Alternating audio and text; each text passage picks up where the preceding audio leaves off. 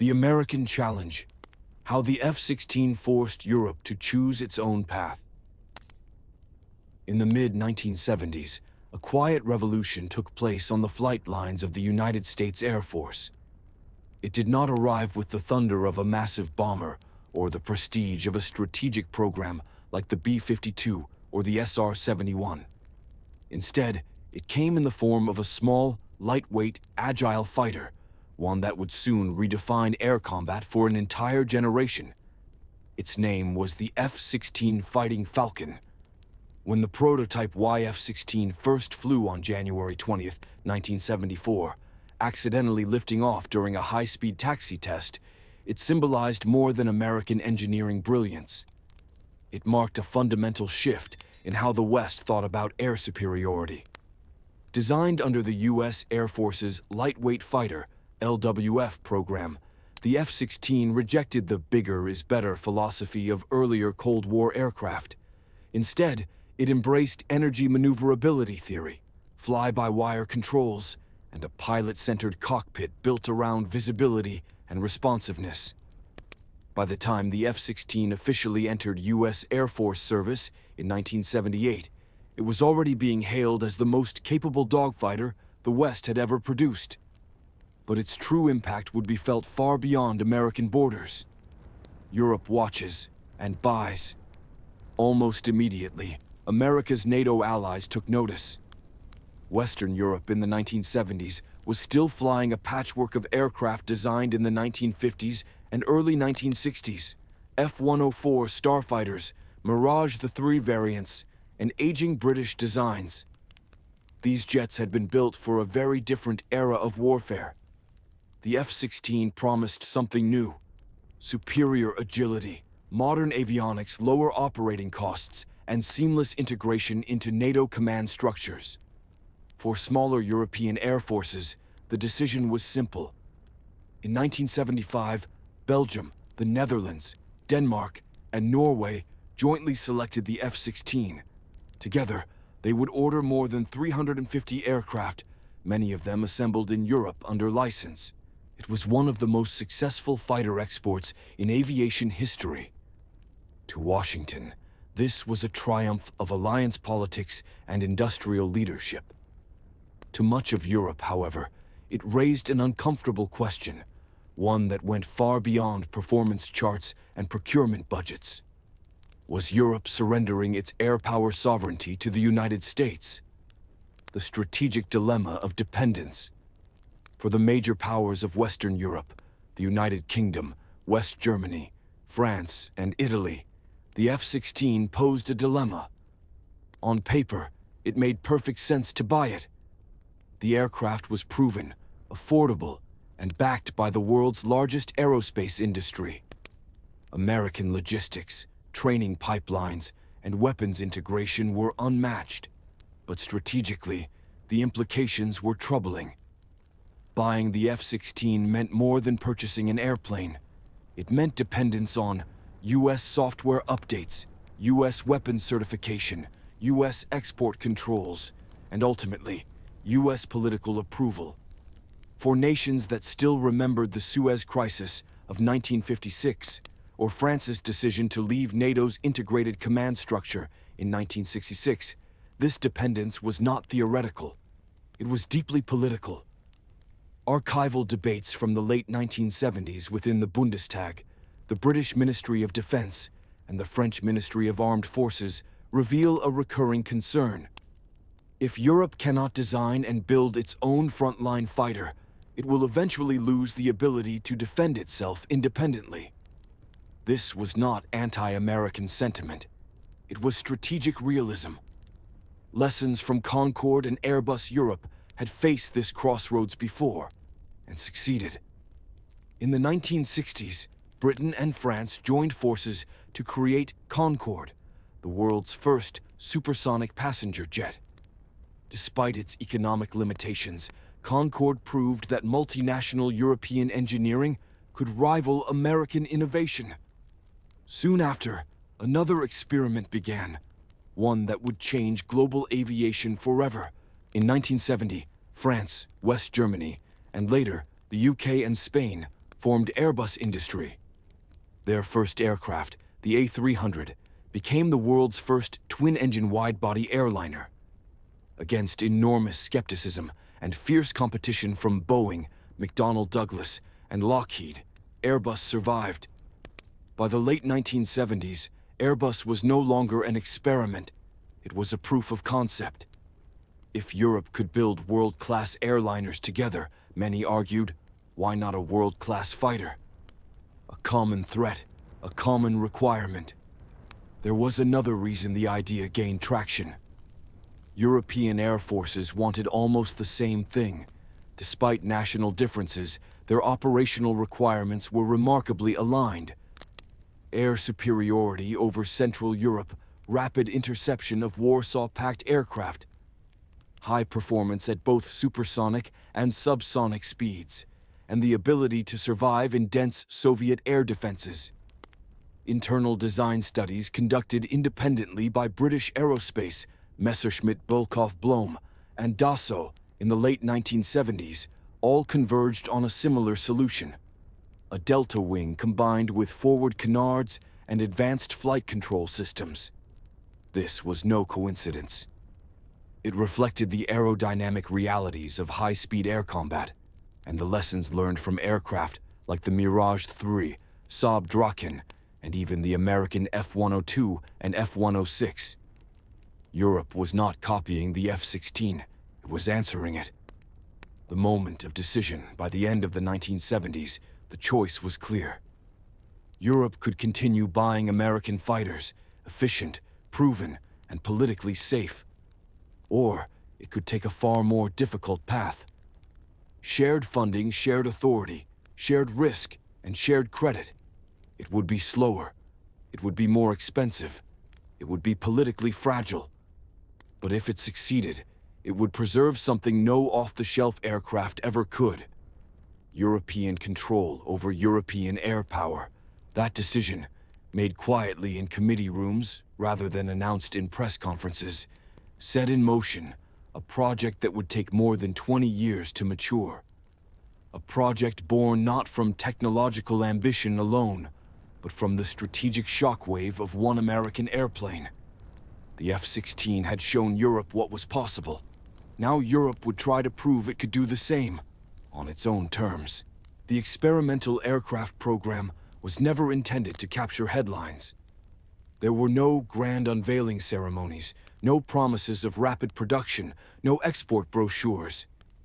Yet in retrospect, the EAP was the quiet turning point, the moment when the European fighter stopped being a political argument and became a flying reality. When the EAP aircraft rolled out in April 1986, its appearance immediately hinted at the future. The sharply swept delta wing, the close-coupled canards, and the blended fuselage bore little resemblance to the aircraft then dominating NATO flight lines. This was not a refinement of older ideas. It was a deliberate break from convention, guided by hard lessons learned during decades of Cold War air combat analysis. The aircraft first took to the air on August 8, 1986, from Wharton Aerodrome in the United Kingdom. Over the next several years, it would complete nearly 300 test flights, gathering a volume of data unprecedented for a European experimental combat aircraft. For engineers, these flights answered questions that no wind tunnel or computer simulation of the era could fully resolve. The most fundamental question was aerodynamic. Could a delta wing fighter truly dominate across the entire flight envelope? Delta wings had long been associated with extremes. At high speeds and high altitudes, they were unmatched. Aircraft like the Concorde and the SR-71 demonstrated their efficiency at sustained supersonic flight. But fighter combat rarely occurred at Mach 2 and 60,000 feet. Most engagements unfolded at transonic speeds, medium altitudes, and under violent maneuvering, conditions where traditional tailed aircraft historically held the advantage. European designers knew this better than anyone. Sweden's Saab Draken and France's Mirage 3 had proven fast and capable, Yet pilots often criticize their handling at low speeds and high angles of attack. The solution adopted for the future fighter was radical for its time: intentional instability. The EAP, and later the Eurofighter, was designed to be aerodynamically unstable in pitch. Left unchecked, the aircraft would not fly safely. But paired with a fully digital fly-by-wire flight control system, this instability became an advantage. Computers could make thousands of corrections per second, allowing the aircraft to maneuver far more aggressively than any human pilot ever could. The canards mounted ahead of the wing were central to this concept. Unlike conventional horizontal tailplanes, they were not passive stabilizers. They actively managed airflow over the wing, delaying stall and increasing lift during tight turns. This configuration allowed the aircraft to retain control at angles of attack that would have rendered earlier fighters uncontrollable. As EAP testing progressed, confidence grew. But European engineers were not content with incremental improvement. They wanted to know how far the design could be pushed beyond the limits of classical aerodynamics. That question led directly to one of the most fascinating and least publicized chapters in modern fighter development. In the late 1980s, the German aerospace firm Messerschmitt Bölkow Blohm, working alongside the American company Rockwell International, initiated an experimental program that would push maneuverability into entirely new territory. The result was the X-31. Unlike the EAP, the X-31 was not designed as a prototype for production. It was a technology demonstrator built to explore post-stall maneuvering, a regime of flight long considered irrelevant or even impossible for air combat. Instead of relying solely on aerodynamic control surfaces, the X-31 employed thrust vectoring, redirecting engine exhaust to control the aircraft when airflow over the wings and tail became insufficient. The aircraft made its first flight in October 1990. What followed astonished observers. During test flights, the X-31 performed controlled maneuvers at angles of attack exceeding 70 degrees, executing rapid nose-pointing motions that allowed the aircraft to change direction almost instantaneously. In simulated dogfights conducted against conventional fighters, the X-31 consistently gained positional advantage at close range. Perhaps most remarkably, much of this technology was demonstrated publicly. At the 1995 Paris Air Show, the X-31 performed a flight display that left seasoned pilots and engineers visibly stunned. Maneuvers that would have resulted in departure or loss of control on earlier aircraft were executed with precision and confidence. For a moment, it appeared inevitable that thrust vectoring would become part of the Eurofighter. Yet reality intervened. Integrating thrust vectoring into a frontline fighter required extensive redesign, long-term testing, and, most critically, money. The multinational engine consortium responsible for the Eurofighter's power plant could not secure sufficient funding to carry the technology beyond experimental stages. Operational air forces, already struggling with rising program costs, showed limited enthusiasm for a feature that offered advantages only in the most extreme close combat scenarios. The idea was quietly set aside. Even without thrust vectoring, however, the Eurofighter's aerodynamic performance exceeded expectations. Testing confirmed exceptional roll rates, sustained turn performance, and energy retention, qualities essential for air superiority. The aircraft's design reflected a distinctly European philosophy: dominance through agility, situational awareness, and pilot control rather than sheer speed or brute force. By the early 1990s, the shape of the future fighter was largely fixed. What remained was the most difficult phase of all: transforming an experimental concept into a fully operational combat aircraft while navigating a political landscape that had shifted almost overnight. The Cold War was ending, defense budgets were shrinking, and the very threat the aircraft had been designed to counter was disappearing. For the Eurofighter program, the greatest challenge was still ahead. By the time the decision to pursue a European fighter moved from abstract discussion to concrete planning, the Cold War had entered one of its most uncertain phases. The late 1970s were marked by détente on paper and escalation in reality. Soviet air power continued to expand. New generations of MiG-23s and Su-27 prototypes were already appearing, and NATO planners understood that air superiority over Central Europe could never be taken for granted. Against this backdrop, the idea of a single, unified European combat aircraft transformed from an industrial ambition into a strategic necessity. In 1979, Britain and West Germany formally launched a joint effort known as the European Combat Fighter, or ECF. The intent was clear: to create a next-generation air superiority fighter capable of matching anything the Soviet Union could deploy in the 1990s. Almost immediately, France joined the program, bringing with it one of the most experienced fighter design houses in the world, Dassault Aviation. On paper, this alliance appeared formidable. Britain had deep experience with radar and avionics. Germany brought precision manufacturing and systems integration, and France contributed unmatched expertise in delta-wing fighters. Yet from the very beginning, the project carried the seeds of conflict. The central question was not aerodynamic nor technological. It was political. Who would lead? France entered the program with clear expectations. Having successfully developed aircraft like the Mirage 3, Mirage F1, and the newly introduced Mirage 2000, Dassault viewed itself not merely as a participant, but as the natural prime contractor.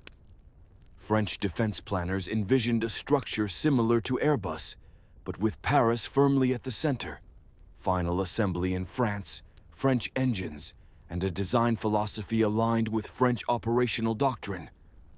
British and German officials saw things differently.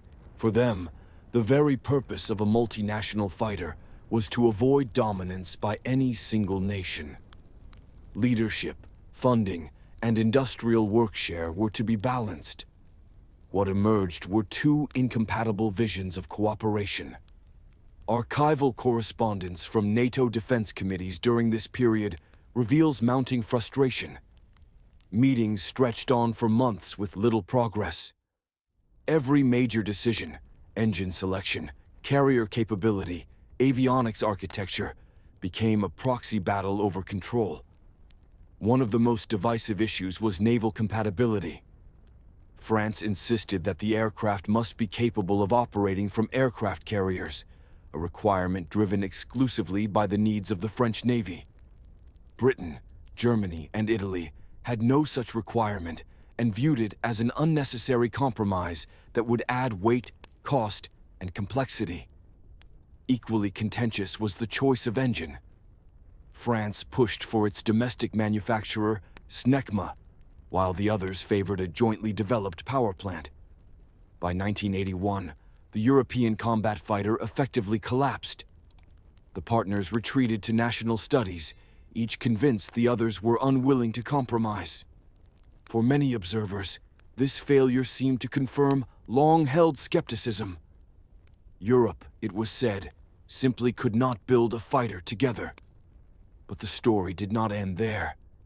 2 years later, in 1983, geopolitical realities forced the same nations back to the table.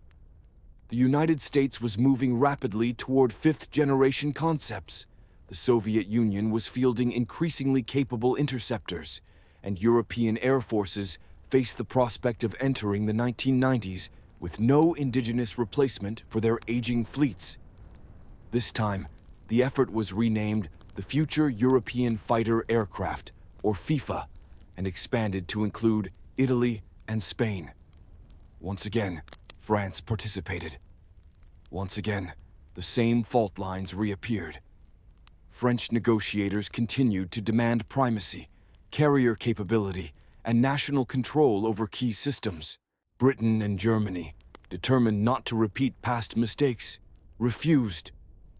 In 1985, France formally withdrew, choosing to pursue its own national fighter, what would eventually become the Dassault Rafale. This split was not a failure of engineering, but a reflection of fundamentally different strategic cultures. France prioritized autonomy above all else. The remaining partners prioritized shared governance and industrial balance. With France gone, the project finally gained clarity.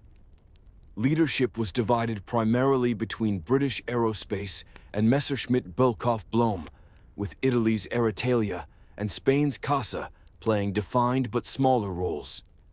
Decisions that had stalled for years were suddenly resolved. The aircraft would focus first on air superiority. Carrier operations were abandoned. A new multinational engine consortium would be created. For the first time, the program had a realistic chance of survival. In 1986, Britain took a decisive step forward by funding the Experimental Aircraft Program, known simply as EAP.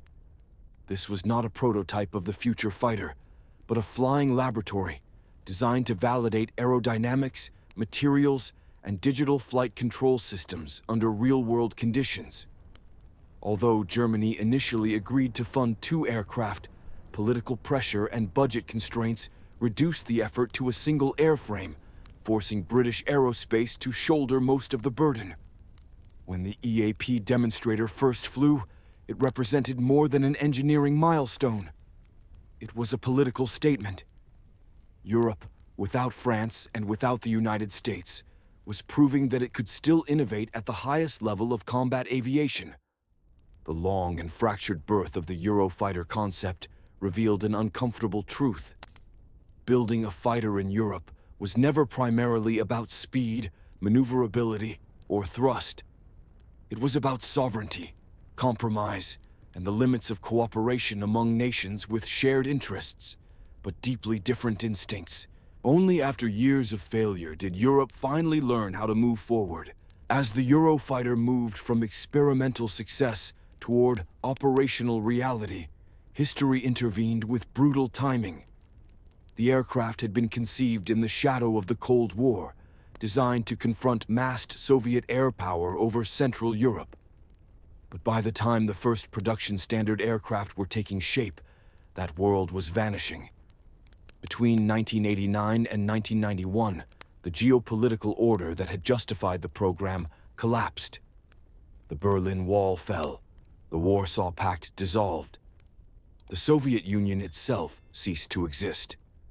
For defense ministries across Europe, the question was no longer how to defeat a numerically superior enemy, but whether such a threat still existed at all. Almost overnight, defense budgets came under intense pressure. For the Eurofighter program, this shift proved existential. The technical challenges of the aircraft were real, but manageable. Flight testing confirmed the soundness of the design, the effectiveness of its flight control system, and the promise of its sensors and weapons integration.